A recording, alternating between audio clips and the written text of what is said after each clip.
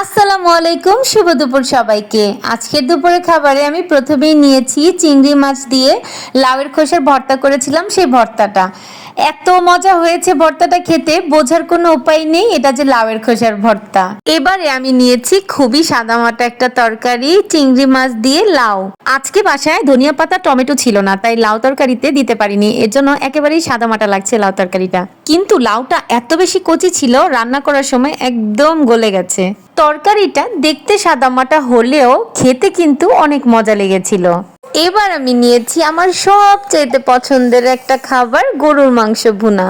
গরুর মাংস দিয়ে যে কোনো কিছু রান্না করলে খেতে অনেক বেশি মজা লাগে, তবে গরুর মাংস ভুনাটা থাকলে পোলাও, ভাত, খিচুড়ি, রুটি সবকিছু দিয়ে খেতে অনেক বেশি মজা লাগে।